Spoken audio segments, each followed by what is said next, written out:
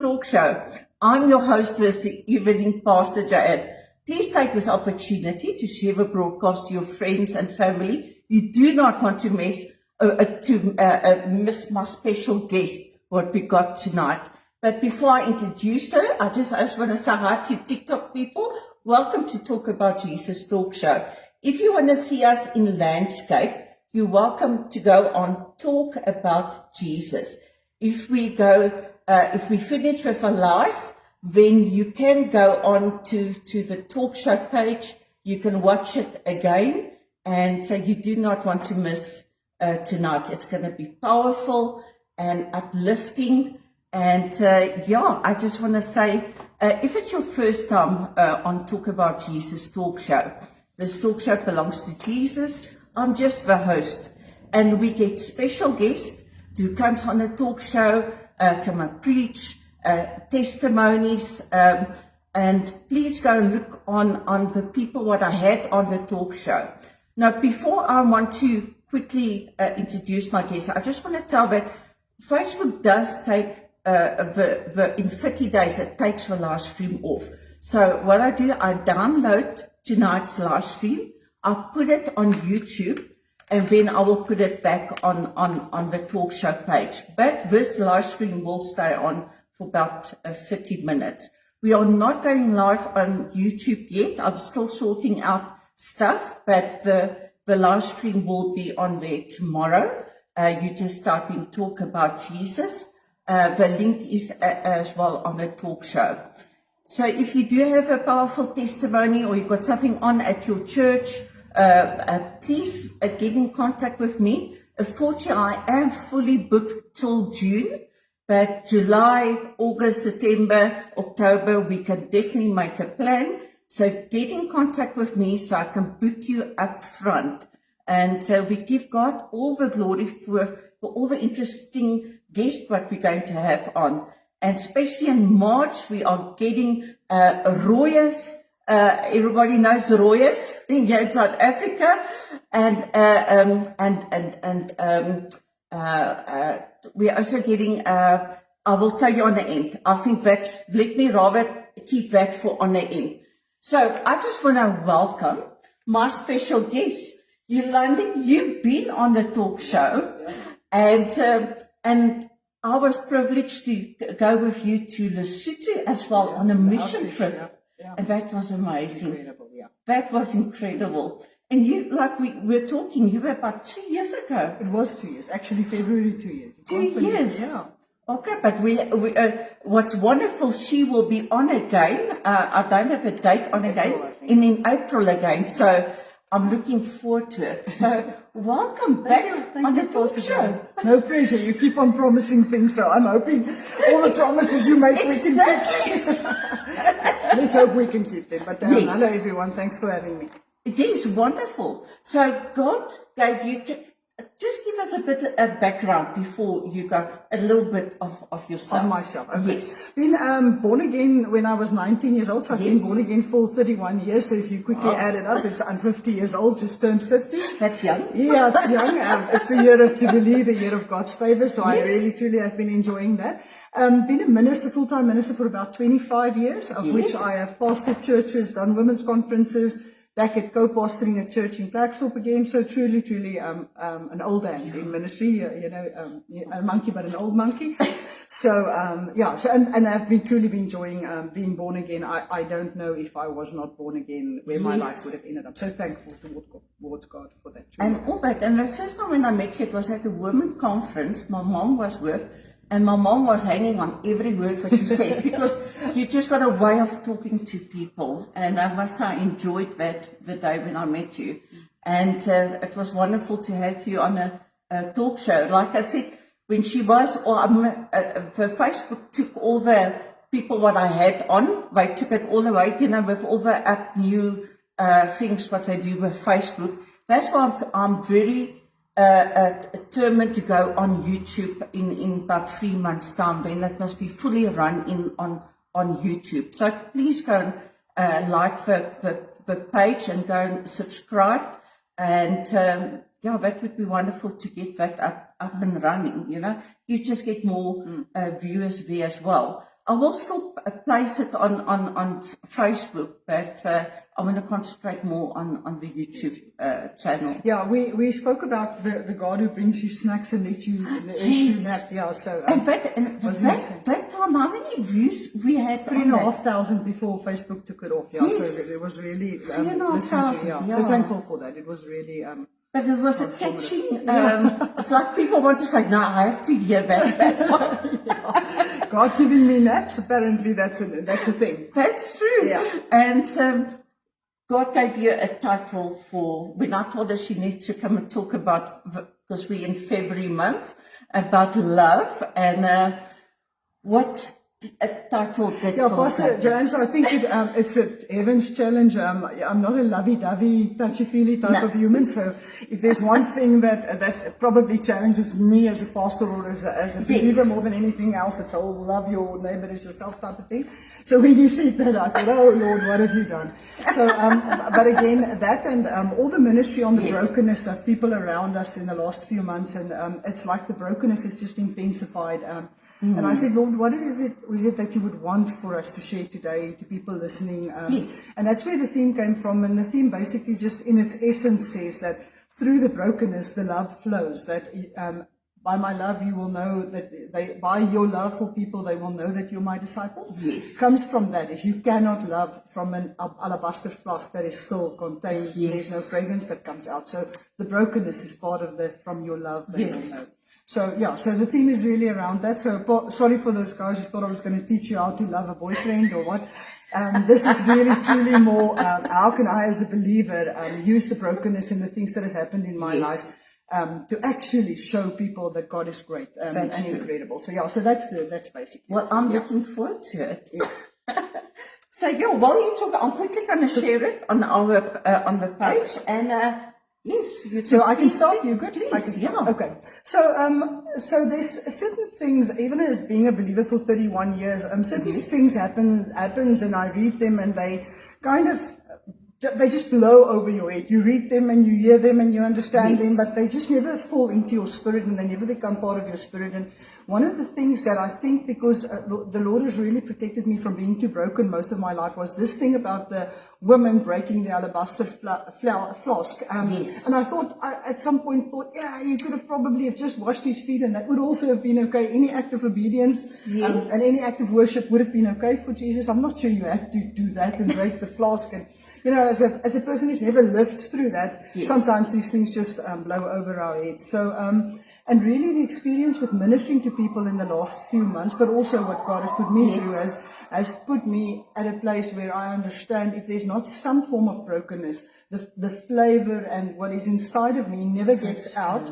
And if it doesn't get out, he's not seen to people. So, yeah, so suddenly that makes sense. So I'm going to try and minister that in a way that it makes sense tonight. Try to not put too much theology into that and maybe more life into that and experiences into that. But if I can maybe start with the first thing that I think is the most important, and that is the alabaster flask.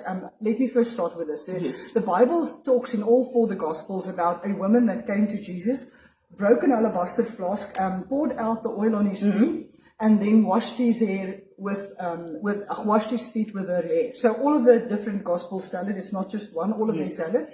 But all of them also say that she was a sinner. They literally identify her as a sinner coming to Jesus and doing this, right? So that's the first thing. And the alabaster flask seems to be insignificant, but it actually is quite significant. So what it means, what happened in the time of Jesus was that alabaster flask was used to put very expensive things in. So what was in it, what was contained in it was really expensive. It was oil that was expensive, and it was pre-made because it was sealed. It didn't have a cap like we would see a Coke bottle today or something that you could put back and reuse it all over again. There was just no opportunity to do so. So once it's broken and you can't unbreak it. So what we know from scripture is that the alabaster flask would have looked like this about, and it would have had a neck that was smallish, and she would have had to have broken off the neck for it to expose the oil. So you can never again then put that back and it be not broken again. So there's just no way. It was made from gypsum. So gypsum is like almost a type of a chalk. Yes. So when it breaks into a million pieces, and to put the million pieces together again, you'll never get it fixed Never. again. So those of you who have husbands that you've asked to put two things together, you'd realize that's difficult. So if a flask breaks into a million different small pieces, we're never able to put it back together again. Yes. So what that woman literally then did when she broke that vase is that she broke it to never repair it again, to never go back to where it came from. So Come on. it's just important that we understand that, because what I want to bring through at the end of this is that we, in some or the other form, in the way that we worship, become vessels when we worship Him. Yes. But if that flask who is us, Yes. never breaks, then everything that is put inside of us we never smell it. Nobody else around us ever smells it or gets the benefit of it, or it never clings onto somebody else, the fragrance that I bring. So I just want to leave it there, so we just understand that it was essential that it broke, because if it didn't break, the oil would not come out. So that's incredible, though. We as believers, and I for a long time in my life said, just don't break me. Lord, just don't, this, I'm bending now, I'm almost breaking. And I'm sure everybody here would say the same. You start to bend under the weight of things happening in your life, and the first prayer is just, don't break me, Lord, just save me from this, and you backtrack on that. And very seldom in my life have I seen people run into being broken and say, let's take this and go with it, right? About 2 months ago, I was cracked. Yeah, that's what I'm saying. Yeah. And it happens to us all because life happens, right? So life happens to us, and it probably you get broken by something that you didn't expect. You don't always get the privilege to bring your life, break it in front of Christ, and then it has a fragrance. Yeah. Sometimes life breaks us, right? But it's important that we I just wanted to speak about that. It's irreversible. Yes. And for her to break it, she didn't crack the point. She didn't crack it a bit and put a bit. The Bible says she cracked it open and all the oil came out. So she literally broke it, understanding and with the intent to say that if I'm going to use this oil, I'm going to use all of this oil. All of it. And I think that's a principle in our lives, that when brokenness comes and these things happen in our lives, that we actually pour out all that is inside of us, that we don't. And there's also a principle, we'll talk about it later, that He fills what is broken and is restored with what is His. Yeah. So if we only let half of it go out, He only fills it off again. But we'll talk about that later. So the incredibleness about this is that the brokenness of the vase, or the alabaster vase, allowed her to go into the next thing. And the next thing was the act of worship. Yes. So the act of worship was bowing before Jesus, letting her hair down, which at the time, as a Jewish woman, also a sinner. Firstly, the Bible doesn't say how, but somehow she got herself into that room.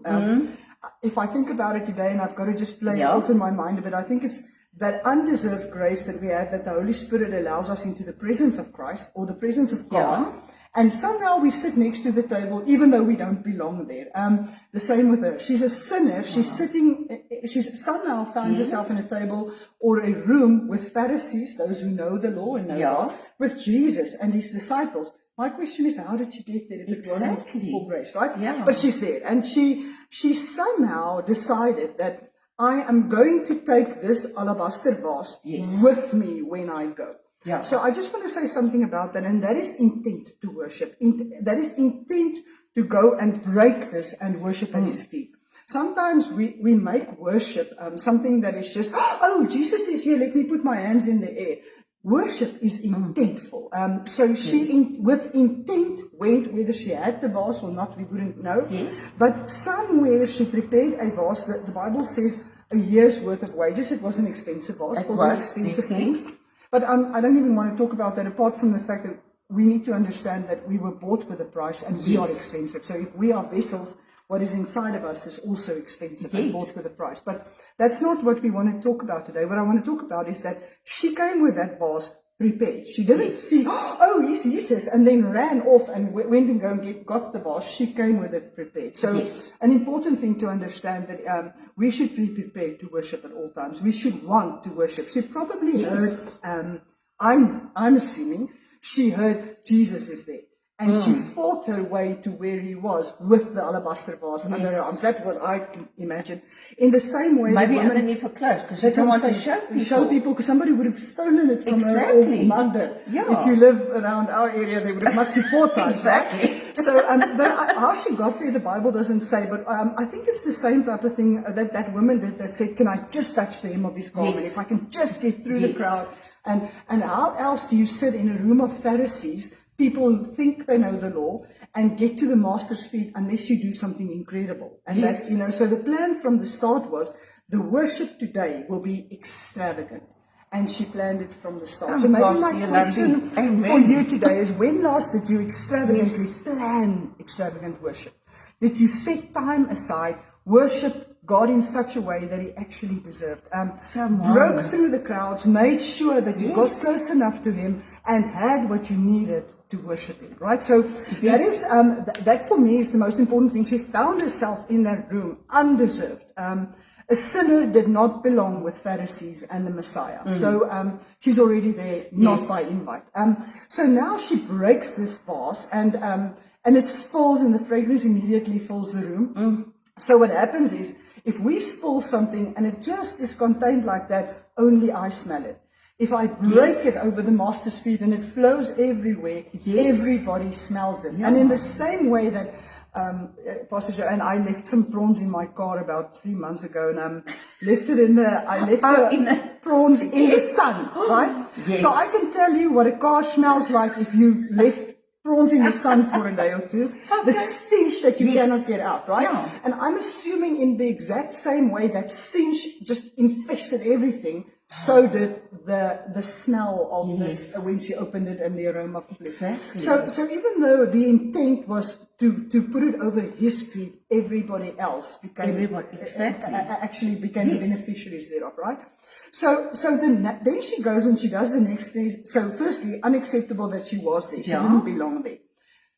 Secondly, unacceptable that she let her hair down, because the Bible actually literally teaches us that it was not practice for a Jewish woman to let her hair down in any way. She wasn't allowed to do Yes. that. So she knew that, firstly, she gave everything she had for a year. She took all the security she had that was invested in this vase, a year's worth of money. A year's worth of money can take you far if you're on retirement, right? Or you're somewhere. She took what was hers and what was a type of security and investment, Yes. gave it to him, and in the hope and in the understanding that he will make what is little a lot. So, so she didn't just give him what she had. She gave him a security. She gave him everything what that she she had, and she put it on the That's tables. true. And then she let her hair down. Second no for the day. She let her hair down, Yep. bowed before him deep enough that she could wash his feet with her hair. So washing somebody's feet, I don't know at my age, Pastor, if you, and in a Pentecostal church, we do feet washing quite often, right? Yes. So if I stand in front of people and I wash their feet standing upright like this, or sitting on my knees, my back wants to break, right? Yeah. I think it's an age thing, but it is what it is, right?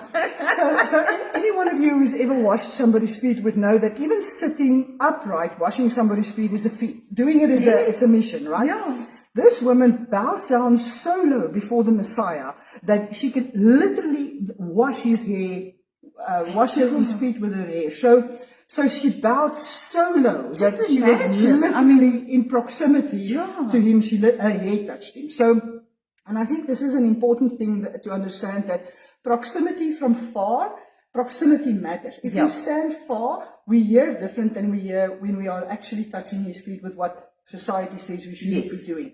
So let me give you an example. When Moses went up the mountain, Aaron went halfway. And when he was in the presence of God, he heard everything that God said. When Aaron was halfway, he heard God and Moses speaking. The guys at the bottom, the word says, only heard thunder and lightning, right? So Yes. it was the same God.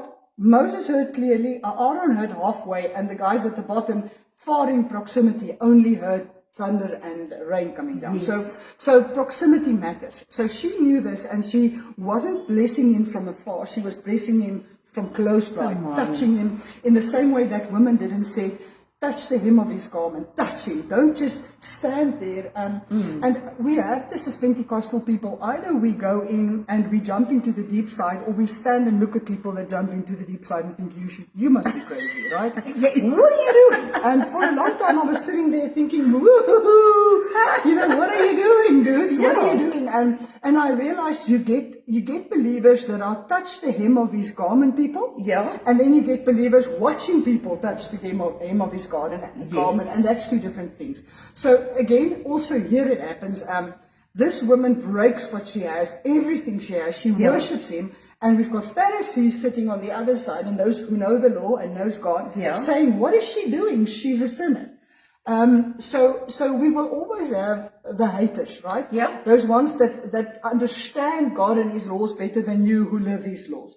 So I heard an incredible thing about 2 weeks back that says Moses understood God's rhythm while others understood his rules, right? That's nice. So he understood his heartbeat because he was close enough. He understood his rhythm. Yes. Others just understood the rules, right? So we get those types of people. And maybe my first challenge to you tonight is don't be one who knows the rules, be one who knows the rhythm. Be one who's close enough that you don't care what society says, you care that you're close enough to the Messiah. That I would let my hair down if society says I cannot do that, but the Messiah says I can. Yes. So I think that's a very, very important thing, because the first thing the Pharisees then do is they say, why you should have known that she's a sinner. Didn't you know that she's a sinner? Yeah. And here is the best, and I think the most overlooked portion of that, and that is that Jesus comes up for this woman and he says, because of what she's done, her many sins are forgiven. He's not seeing our sins. He's not ignoring the fact that something's wrong. He actually literally says, because of what she just did. Yes. Yeah. Because of what she just did, all of her sins are forgiven. He doesn't call it this isn't it. He says all of it. All of it. So here, Pastor Joanne, for me, in all the brokenness, I've gone through a journey myself in the last few months, but in all the brokenness, I would way rather be broken at his feet, worshipping him, and hear him defend me, than I would stand outside and be the one that says, nah, maybe the church should do it this way, maybe my husband should do it this way, maybe that pastor should pray more, maybe this one. Because while you're busy doing that, in your brokenness, being sore and giving everyone else a hard time about your soreness and bleeding on people that didn't cut you, you have the opportunity to set yourself up to be defended by him. So I tell you now, the moment he said that, every Pharisee should. They just shut up. I don't know if that's a good word to use, but they had to just shut up. It should be right, Daniel. The word says God shut the mouths of the lions. Exactly. So I think he did the exact same thing to those Pharisees around the table. And he does that quite often. He did it to the Samaritan woman. He does that often. He comes to our defense if we realize our brokenness and we work, we somehow work on that. So what I wanted to say and how I wanted to bring this together is that we too are that, and we'll see that in the Bible now, because I want to use some other examples as well. But while we are sitting there thinking that we have got all of this together, there's nothing wrong with us. We're not broken. What actually happens is everything that God put inside of us is waiting and exploding and wanting to get out, but it cannot get out. One of the things of these alabaster flasks, they were known for not letting the fragrance filter out. So that's why they used it, and that's why it was so expensive. So the purpose of that alabaster flask was to keep the scent in, not to take it out. Our purpose is not that. We cannot be a vessel that contains the glory of God, because God said, let my love shine forward.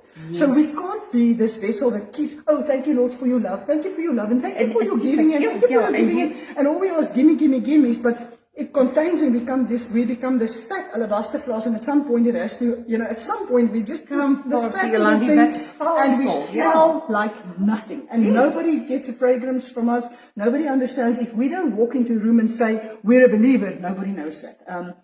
It should be the fragrance around you that says, you must be a believer. The way that you act, the way that you talk, the way that you came into this room brings presence, like you just spoke about the Holy Spirit. Where we go, the presence of the Holy Spirit should be, you should be sitting here, listening on the other side of this and understanding that the Holy Spirit is on this word. I should not tell you that it's a word given by God. So our purpose was never to be an alabaster flask that just carries the glory of God inside of us. We should break at some or the other point. So did Elijah. So did Elisha. So did Hannah was praying before God, broken before Yeah. God. Every single character in the Bible I can bring out for you, and in some or the other way, they would have been broken, because out of the brokenness comes that ability to then, the love then to flow through the cracks, right? So we'll talk about that a bit later on, but I think, let me give you one or two of the examples of the Old Testament. So the first thing that actually happened was Gideon's army. So I love Gideon. I put out one thing and I test God, and then he shows it to me, and then I put another one out, right? So I like real people that, that challenges God, because I think like 3 times a day I want to challenge God and say, are you going to do this? And so when I see Bible characters do that, like Gideon does that, and say, I'll put this out and see whether he does that, and then God answers us where we are. But Gideon and his army went and they fought the Midianites, and they weren't really winning this battle because they had torches, but the flame in the torches was kept inside the torch and it wasn't open. And the Bible says at some point they were walking in silence and in darkness, and I think the Midianites were thinking, what are these dudes doing? In the same way that most unbelievers look at us and think, what are you doing? You weirdo Christian.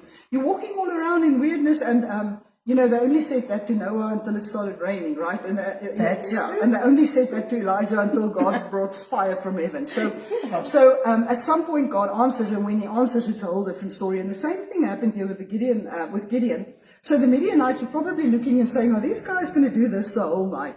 Yes. And when God said, take that instrument in your hand, they called it jars. They called it jars. The Bible calls it jars in Judges 7. It says, and God said, break the jars so that the light can come out. Yes. And the moment, they didn't even fight, Pastor Joe. And the word says, the moment they broke the jars and the light shone, it confused the Midianites and they ran away. Yes. So here's one of the things, probably the lessons out of that is unbroken jars does not win battles.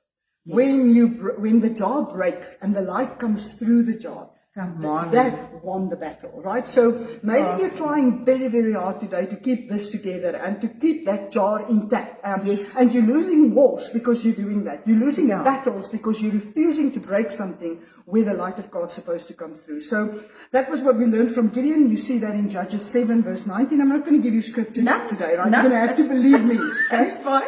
So the second thing it was about Jacob and his hip, where he fought the angel of the Lord, and he kept on fighting and said, I will not leave until you touch me and you talk to me today and you change my life. Remember, Jacob means it's a really bad connection. So what happened is God actually had to change his name from Jacob, which means liar and one who betrays, to Israel, who is the father of his nation, right? So something had to happen in between, in the middle. And this is what happened in the middle. He started fighting God and he said, I will not leave you. So, and God touched his hip bone, the angel of the Lord touched his hip bone, and he was crippled for the rest of his life after that, right? So what did we learn from that? He was physically weaker, but in his spirit he was transformed, and Jacob, who was a liar, became the father of Israel. Yes. So his spirit changed completely, even though physically he was a bit weaker. But then what we learned about this is that if we limp, and we break, and we have to be put together again, it is not an indication of failure, it is an indication of intimacy. In other words, again, he only broke because he fought the angel of the Lord. Yes. He came close and the angel touched him. So of course we can stand on the side and we can, watch life happen and watch angels touch other people and I wonder if angelology and whatever that thing is demonology real. It's very real, and it's only real when you stand in close proximity to it. Yes. So in the same way, that the spirit realm is very real in the negative, it's also very real in the positive. So if I refuse to deal with that, and I refuse to get proximity and intimacy, what it actually then is, that's when you actually you fail. You fail when there's a lack of intimacy. Okay. So the second thing is our brokenness doesn't show that we failed. It doesn't make us a failure. It shows that we came close. Amen. Right? That's what it shows, right? The third one is the loaves and the fish. And this was one of those where I thought, really, Lord, would have really been great if we could just say, you ordered like 60 and like 5,000 people ate. Why could that have not been the story? And I think when this brokenness happened and I needed to find something in my life that I understood, I realized that bread was ordinary bread contained to just bread until he broke it. And when Jesus put it up in the air and he blessed it and he broke it, it became something that never stopped, right? So he broke it. The Bible says he prayed over it and he broke it. So while it is unbroken, it's limited. But when it becomes broken, it's unlimited. So let me then say this, because I thought on the way here actually today, I thought, what happened after that woman left with that alabaster flask, right? And what happens in our lives when we've spilled everything and the fragrance has gone there? Yes. What actually happens? We want to put the pieces back together again, and it's a total mess. We never get that done. But God creates something new from the pieces, from the ashes. He builds something new that looks different, and out of that flows something different. So what happens is we don't have the ability to break only once, and the flavor and the fragrance only goes up once. Once we've broken, those pieces that are not perfect anymore, he keeps on filling it. We'll have a look at it now. And as he fills it, it becomes a continuous ministry. So it doesn't stop just there. Once it's broken, it becomes like the bread. It can give and give and give until the day we die. So once we as believers realize that once I am broken before the Lord, and my worship comes from a place of brokenness and repentance instead of this arrogance that I'm the only one that can do this, it's a different way of living, and that way of living is something where God continuously fills us, because the cracks inside of us continuously leak. Yes. And as they leak, they leak him. And as they leak him and his presence, he fills it up again. So instead of becoming a vessel that has to be broken over and over and over again, you're broken and the pieces now becomes leaks, and love leaks out of the cracks. Yes. So who he is leaks out of the cracks. So instead of it having to be a sore thing every once or twice or 3 times in our life, we break, and then it's a continuous thing. Like you said, I break for what I see in that kid. I break for someone who's sitting next to their child dying of cancer in a whole different way once that flask has been broken in the first place. Because while that flask that is me is not broken, I am arrogant. I think it's all about me. I think scripture was meant for me. I think Jesus died on a cross for me and nobody else. Yes. And last week I read something that said this guy on the right-hand side of Jesus that God saved on the cross went to heaven, and everybody said, so what did you do? How did you get to heaven? Were you saved? Did you read the scriptures? Did you attend the synagogue? Were you baptized? Did you do communion? And he had to say no on everything because he got saved.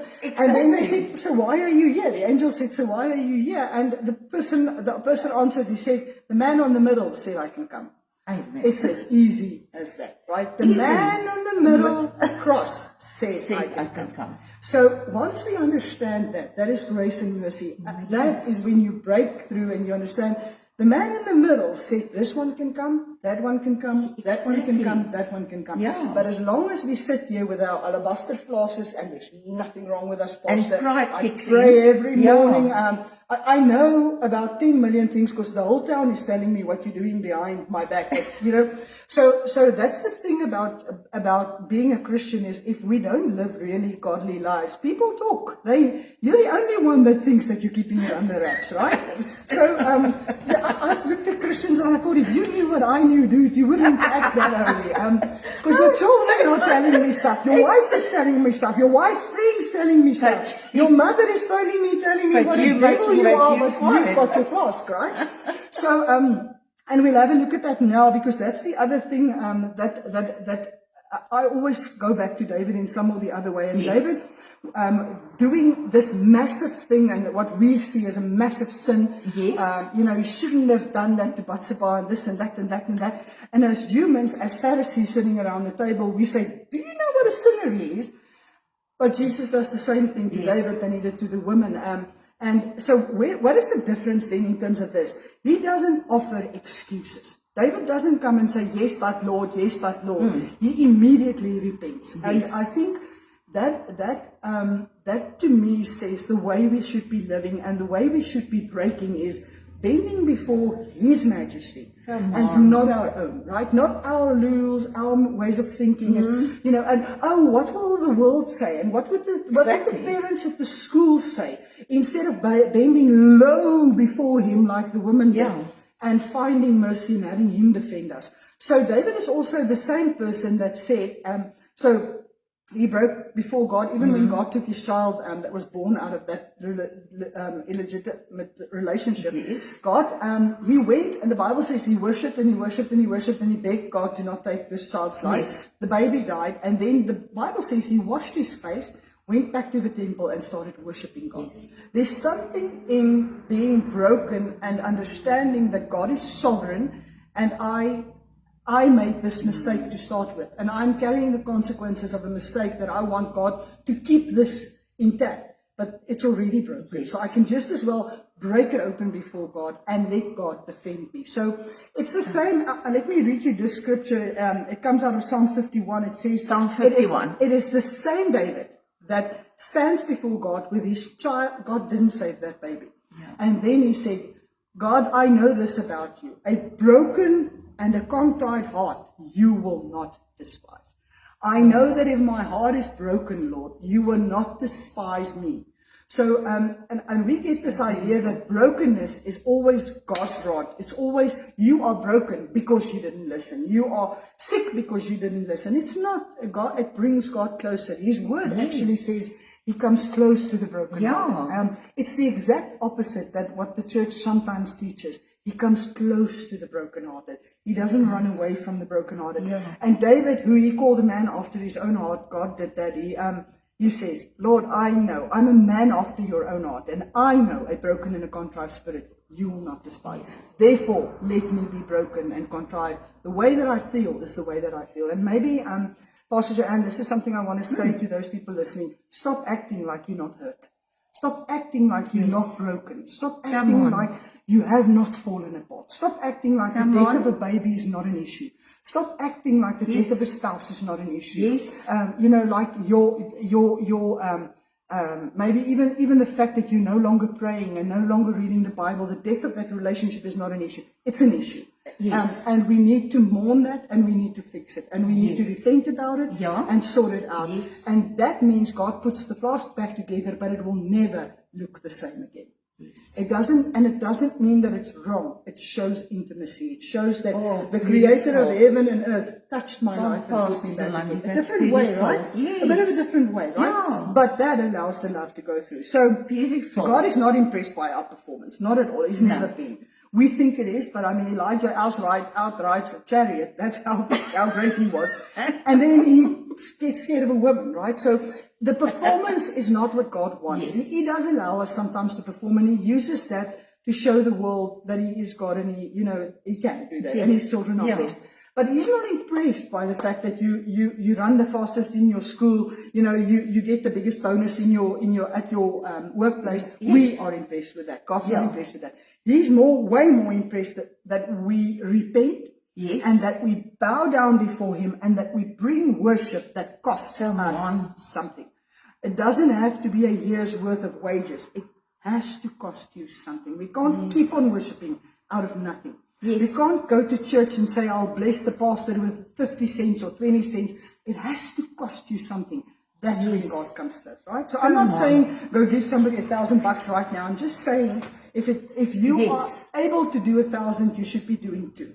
If you're able to do 10 rand, you should be doing 20. That 100%. was a cost of obedience. There has to be a cost, right? Yeah. That cracks you, and that then allows you to flow his love. There's a difference between getting from God and never letting people experience his glory, and the difference of being able to minister to people out of the oil that flows from you and seeing their lives transformed because of what God put inside of you. Come on. It is the purpose of our lives. He set Elijah up to set Elisha up. He set let's use Esther up so that the nation could be saved. So you're not here to become that alabaster flask that just contains his glory. That wasn't what Esther did. That wasn't what Deborah did. It wasn't what Jael did. It wasn't wasn't what Noah did. It wasn't what.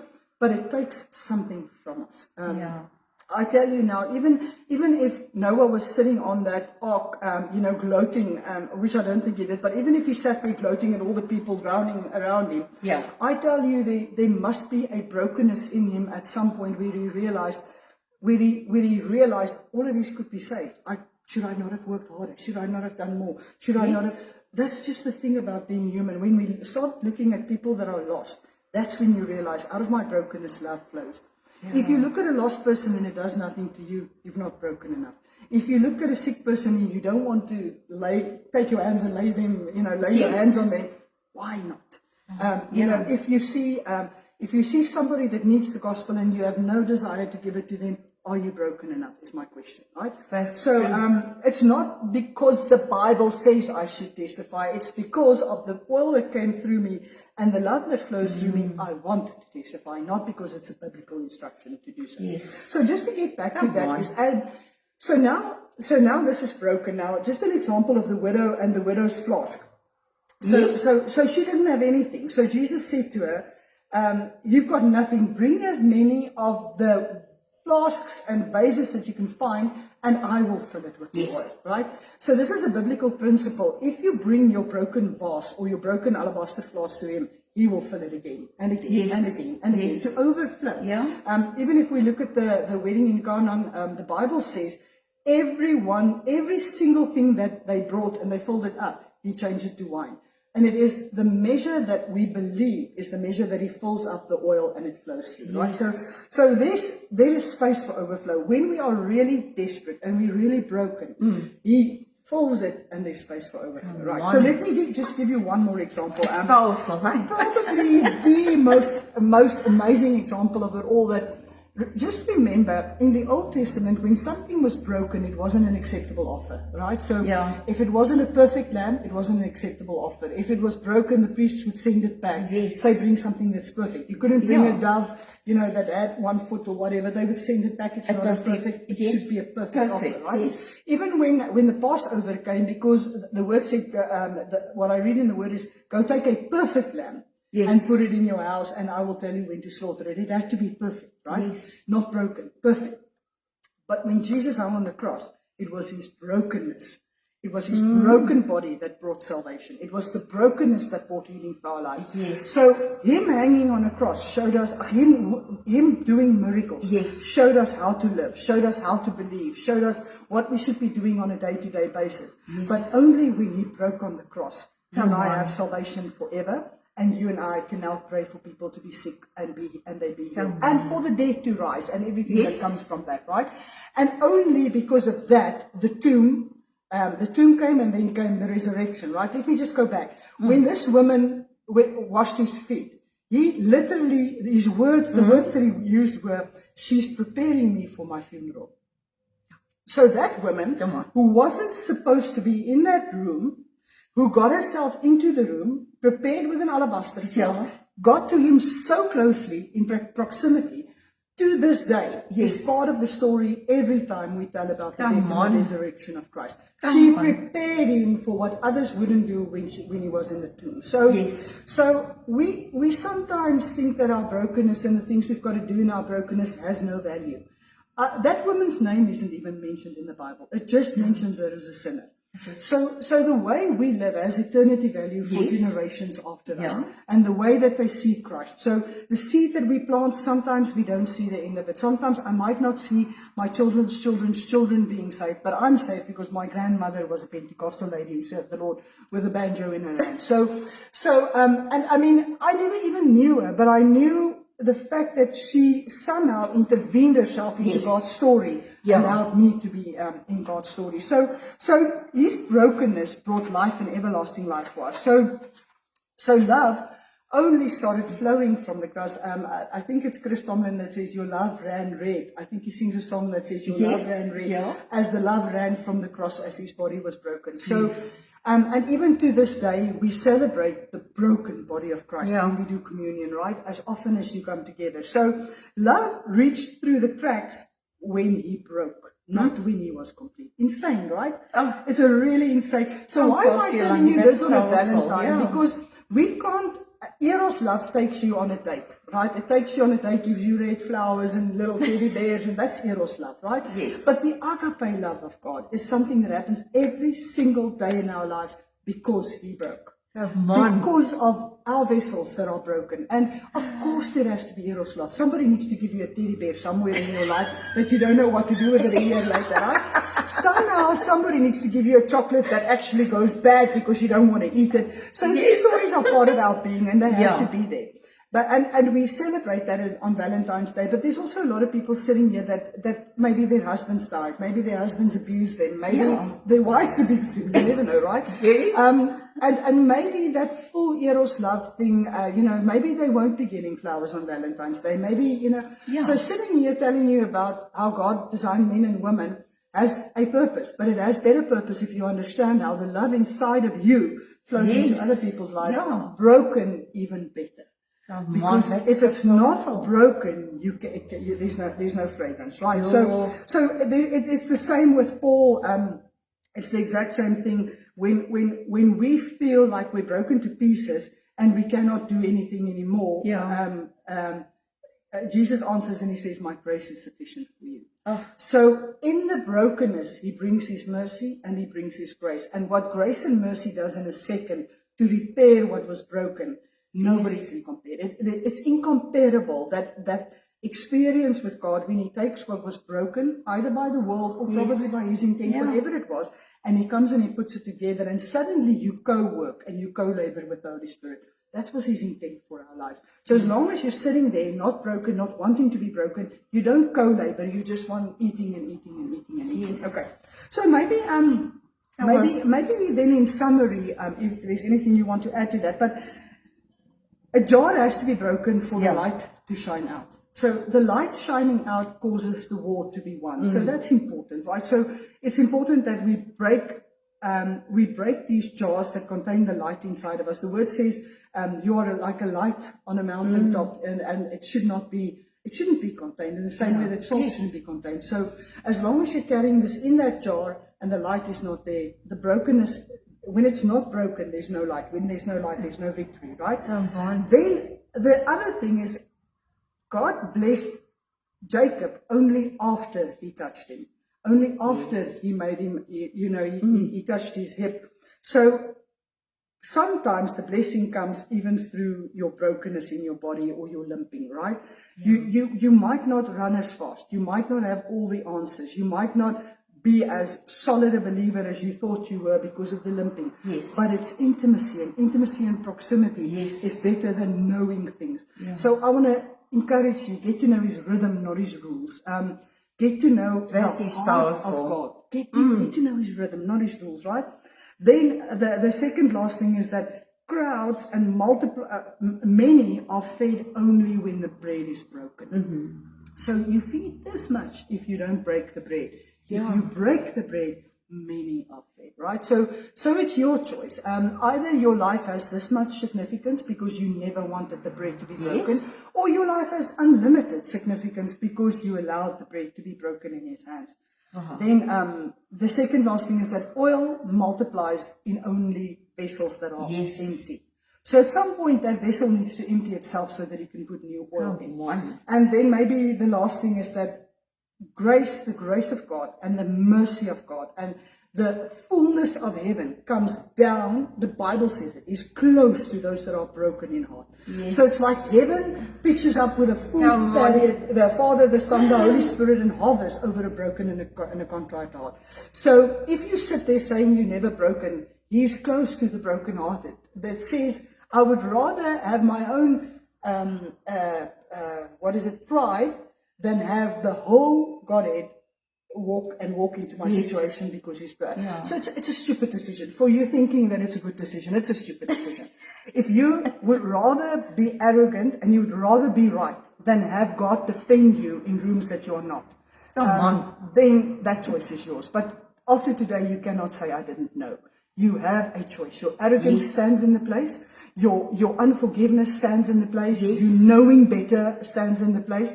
And sometimes we forget that good is an enemy of great. The fact that we have a good life as a Christian is the enemy of a great life as a Christian. So here's the final thing I want to leave, Pastor Joanne. This is powerful. God consistently chooses brokenness to become a doorway for his love and his grace and his mercy.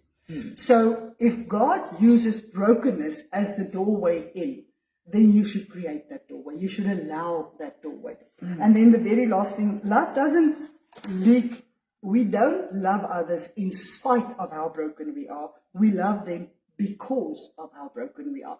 If we can make that change in our heads and understand, I can love you better through the brokenness, then we get a whole lot further, right? So the theme is this. We are all broken. Some of us are acknowledging it, some of us are not acknowledging it. Let me at the same time also say, as I close this off, I just want to say, don't use your brokenness as an excuse to be pathetic. As an excuse to sit and let everybody feed you all the time. Come on. That should be a doorway into ministry. The vase in itself, if she broke it and she threw it in the corner, that wouldn't have been acceptable to Christ. It was acceptable because of what she did with it. What she did with the brokenness. That's true. That's what created the blessing and made her prepare Jesus for his tomb. So please, Pastor Joanne, there's nothing that irritates me more than a Christian saying, oh, I'm so broken, I've got to go pray about it. And then 5 years later, they're still praying. I mean, the God of heaven and earth comes down and, he promises his fullness if you acknowledge your brokenness. 5 years later, you're still broken like that. I mean, so sometimes what we think is holy and what we think is the right thing to say, I'm still so broken, is I just want to challenge you today, get out of it. You either use it to his glory, find a way to use it to his glory, or it's time to do what David did and acknowledge before him what you are and who you are and what you've done in the last few years with the brokenness that has happened in your life. We will be broken. We are in a world that is broken. We have no promises ever that nothing will happen to you, that nothing will happen to your children. I read the other day, Pastor Joanne, they said how many people are actually broken because the children that they broke their backs for walk out on them. And the brokenness that comes out of your children and your adult children walking out of your house and those types of things. So don't act as if that did not hurt you. Get help. Get somebody to help you. But in that, then minister to somebody else who's in the same situation. Start doing something about it. Become the oil. So here's the last picture I want to leave. Imagine if you close your eyes and you're sitting there. You cannot, anybody, whether you are a Jew or whether you're a non-Jew, whether you are Jesus or whether you're the woman or whether you're the Pharisee, escape the smell of what just escaped out of that jar. You cannot escape it. So we're in a world, we're in businesses, we sit in offices the whole day, we sit in churches, we're in families. They cannot escape what is in your life if you will only break it open. They are literally sitting there confined, waiting for that flavor of God to break open in your life. So my challenge to you tonight is let's act as the believers that we are. Let's in the brokenness not just be brokenness and pieces on the ground. Trust God to break it back, build it back for you, but understand you will never be the same human being again. And you're not supposed to be the crack lets the love through it. Incredible, right? Wonderful. Even I needed to hear this. And I must tell you, while you're talking, my sister-in-law said, I had to hear this this evening. She says, amen. So true. There's so many comments on here. They really enjoyed it. I just think it's because it's so relevant to us all, right? And even if I sit here today, I some point in your life you have to acknowledge some things are just too much. Exactly. It's just too much. You can only do this. You're human. You're not God. And bow before His sovereignty. I think that's the only. There's a song that says, "Bending beneath the weight of your glory and your mercy." And I think when we do that and we understand that the weight, His glory and mercy really truly is heavy, and it should bend you. You should not be sitting up straight. You should be worshipping at His feet. So, and I think it's a universal thing, Pastor Joe. And it's not, if we say we don't hurt, we're lying. Exactly. And if you don't, may God protect you from hurt tomorrow and the day thereafter. You know, after my dad's passing away, and it was in Christmas time, it was hurting. And then the talk show, normally we take a few money, and then I go and put it in envelopes with chocolate, and we give it out for people. Over 50 people I gave out envelopes, and I was broken, but I went and showed God's love. But when I was out there, I saw broken people who said, it's not about the money, they needed to hear that somebody cares. It's the envelope that you put in their hands. Yeah. So what happened to me during the last years, I was absolutely broken to pieces, and to a point where I thought I couldn't breathe. Still believe, but I thought, Lord, what have you done? I can't breathe. And And in the middle of not being able to breathe, but still trusting that He's God. I mean, He's somewhere there. I know He's there, and in 30 years, He's proven Himself over and over and over again. But while you're there, it feels like, oh, I'm not sure. But in the middle of the worst portion of all of it, He brought somebody in my life that that had the exact same soreness and brokenness and allowed me to minister. So He allowed me to minister my way out of my own brokenness while I was thinking. I actually at one point drove the car and I said, Lord, I think you should pick somebody else for this job, because I'm not sure whether my brokenness and that person's brokenness together is going to do any good. But He's faithful, right? And He uses that brokenness that comes out of you and the ability to understand what that human is going through. And it becomes empathy, no longer sympathy. I have empathy for you. Yes. I understand what you're going through. You will understand when somebody tells you their father died, right? I will have empathy if the same thing happens or the same person happens. And now I'm defending people like that. Like, I would have not done it 2 years back, and I'm now like, how do you not see that? But that's when brokenness makes you see things differently. Yeah, so Pastor Yolanda, I feel, can you pray for people who's watching, going through that? I think it's on here as well. Probably all of us, right? Yeah. Lord, use our brokenness, right? So let's pray. Lord, thank you for the opportunity to be here tonight. Your word says we 2 or 3 gathered, doesn't matter how they gather, you are there and in their midst. And your word says then you let the oil flow from the priest, from the hem of the priests. And I pray tonight that as people listen to this, that they would not find this as condemnation. They would find this as encouragement of your goodness and your grace and your mercy and how you put together what is broken. And when you put it together, doesn't look the same, but it works 10 times better. It works better for your kingdom. We become co-laborers of you. But I also want to pray for those that are at the point where they now just seen pieces lie on the floor. And our first instinct as human beings, Lord, is that we want to put it together and fix it. And I want to pray that you give them the wisdom to sit and wait and sit in the emotions and what is happening currently until you fixed it, until you've put it back together again, and until you say, now go. And I want to pray for wisdom. I want to pray for a revelation. I want to pray that your Holy Spirit hovers over everyone that hears this word.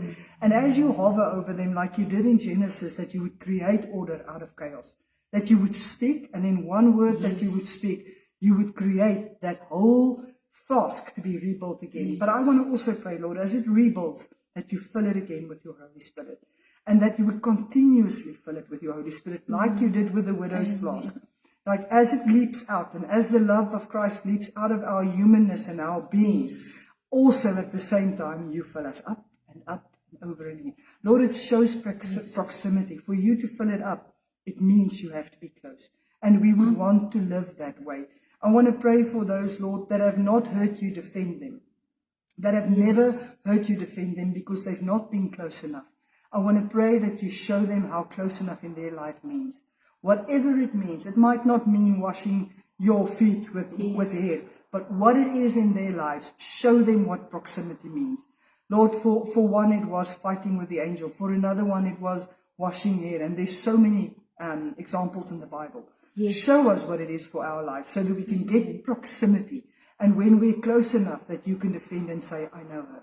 I know her heart. I know the brokenness before me. I've seen it, and defend us in rooms we are and in rooms that we are not.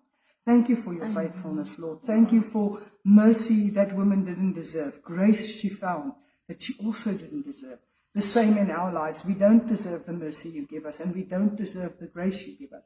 Yet you do. In abundance, you give us grace and mercy.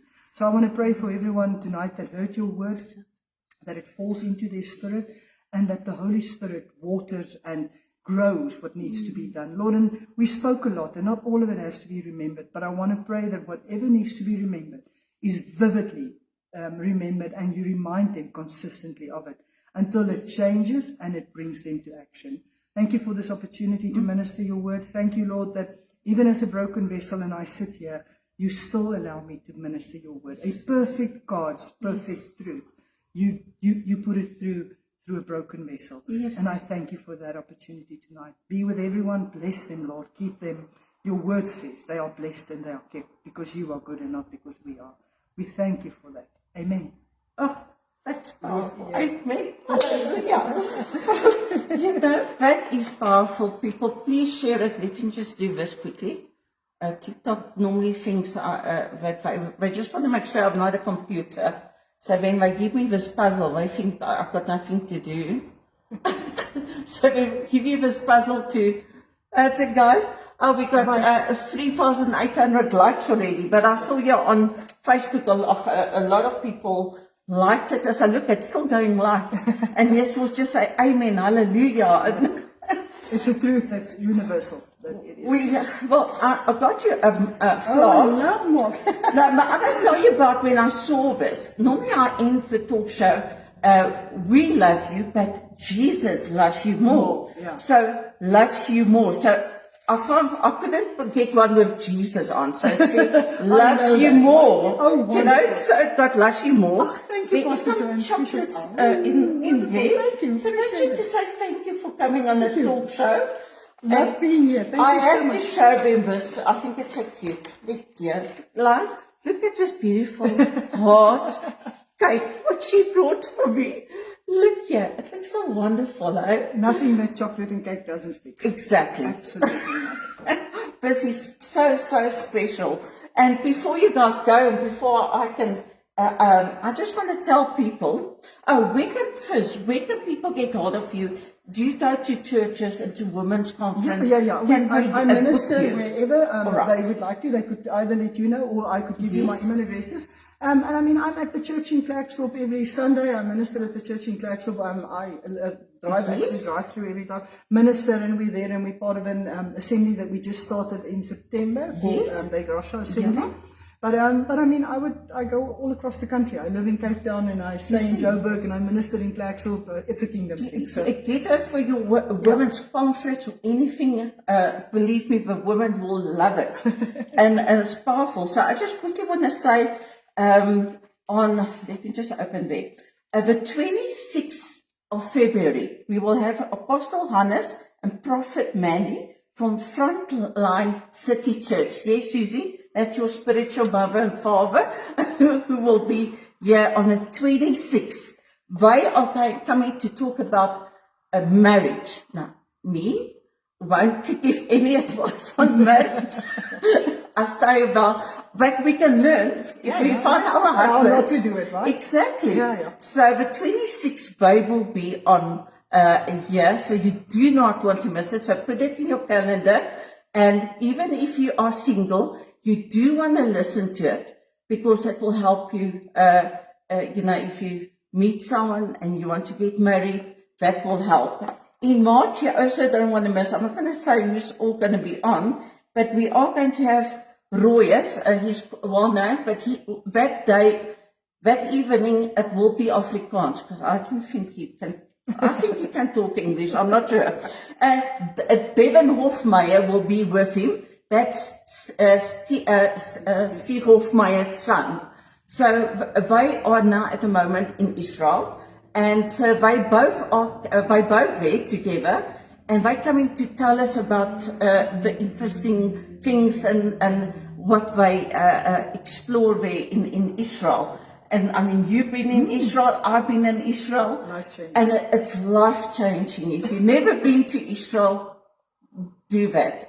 You have to have it on your list or bucket list, whatever you guys say. But if I can fly there tomorrow, I will go anytime.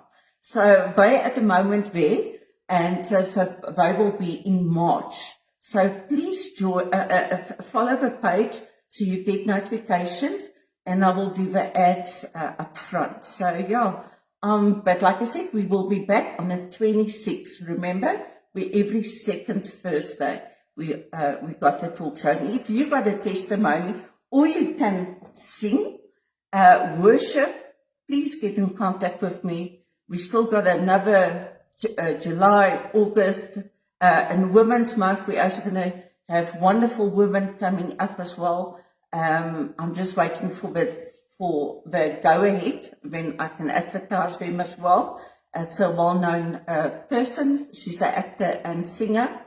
But yeah, I'm looking forward to what God is going to put up front. Wonderful. And enjoy your mug Thank and you so drink the much. coffee, Thanks and for there's having some me. chocolates in there as well. Thank you for having me. Appreciate it. And I can't wait to have you again. We were in April. Yes, back in April, and that's around the corner. I mean, for a year, it's still this month. I feel like it's a year. Well, when we booked, I actually thought it's a long time still, and suddenly we're here. Exactly. Time does fly. So yeah, thank you so much for being on a talk show. We see you on the 26th of March, and remember, we love you, but Jesus loves you more. See you guys on the 26th. Facebook, TikTok. I will say bye to you now. Bye Bye, guys. everybody. Love you. Thank you, Susie.